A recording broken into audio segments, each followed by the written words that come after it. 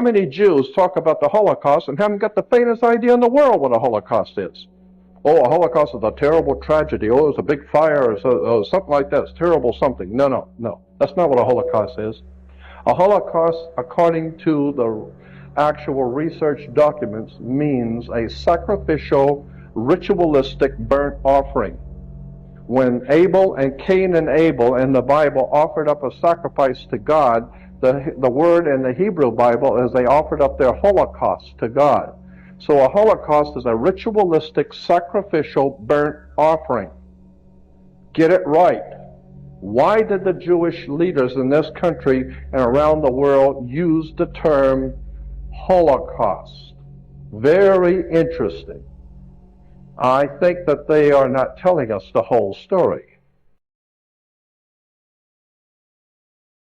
For each of these offences, I impose a suspended sentence order of 18 months duration.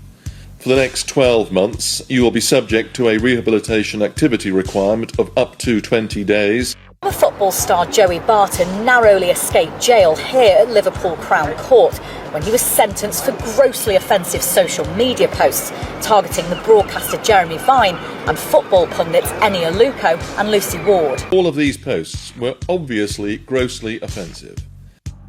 This here isn't about Joey Barton. That's the first thing to understand. He could have said something crude, vile, deeply offensive, and it still wouldn't justify what you're seeing.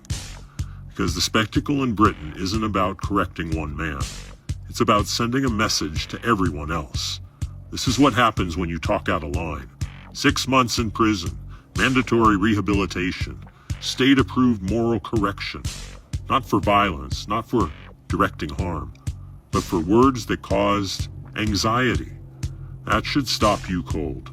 Yes, inciting violence is a crime. Yes, yelling fire with malicious intent is punishable. But offensive ideas, uncomfortable opinions, those are precisely the freedoms that matter most, because governments don't fear polite speech.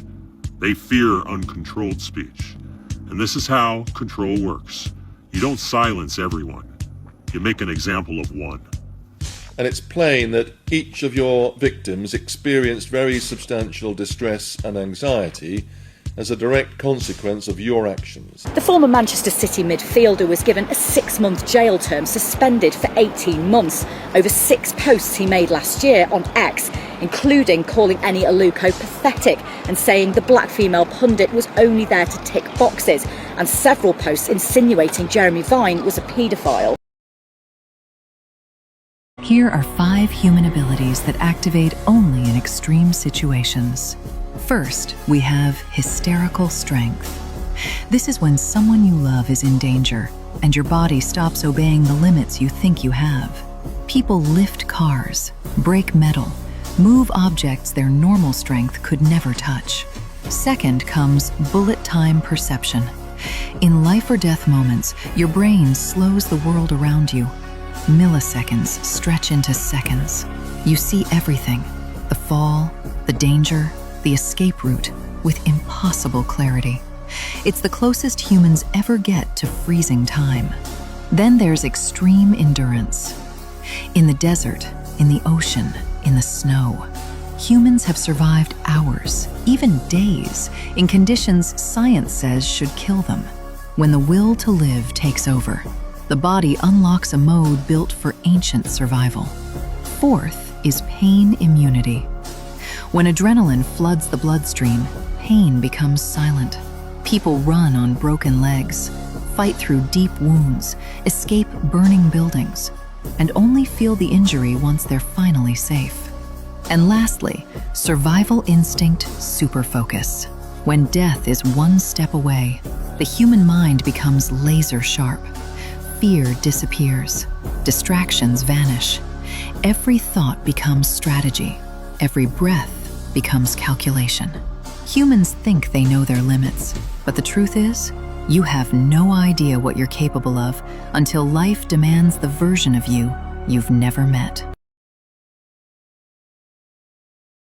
What if I told you the movie Pirates of the Caribbean didn't just entertain, it revealed something ancient, something hidden? Look at the title. at World's End. You think that's a joke? They literally sail to the end of the known ocean, the edge.